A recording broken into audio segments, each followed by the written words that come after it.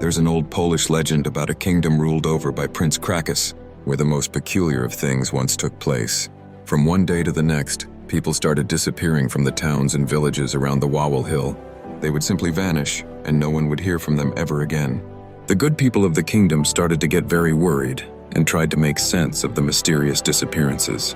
It was as if the earth itself had just swallowed the poor creatures whole. Not long after, it happened that a little boy was picking parasol mushrooms in the nearby woods. He was following a small trail of them when he found a cave hidden behind a dense thicket. He peeked inside, and there it was. A colossal green dragon sleeping like a kitten, his loud snoring making the earth tremble. The frightened boy quickly ran away and ran straight to the castle to tell the prince about the terrible menace lurking in the cave under the hill. The prince immediately gathered all of his forces. He ordered the townsfolk to take up their arms as well, things like pitchforks and axes and rakes, and they all marched together to the cave. But the loud racket of the heavily armed men woke the beast up from its sleep. When the dragon saw all of the people who had come to kill him, he got very angry indeed. He slowly walked outside of his lair, took a deep breath, and he started spitting fire all around.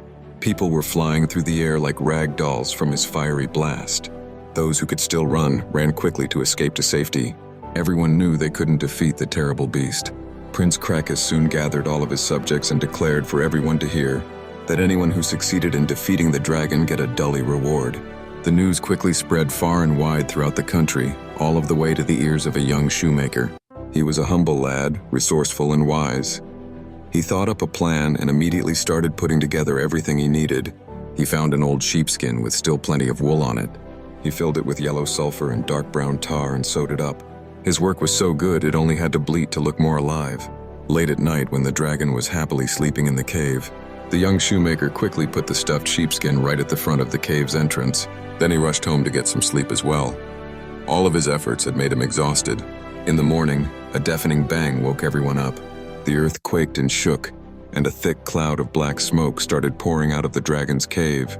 When the dragon had woken up earlier that morning, he was hungry, so he gobbled it up in one bite and washed his breakfast down with water. But when the water mixed with the sulfur and the tar in his stomach, it created a big explosion that blew the dragon up into a million little pieces.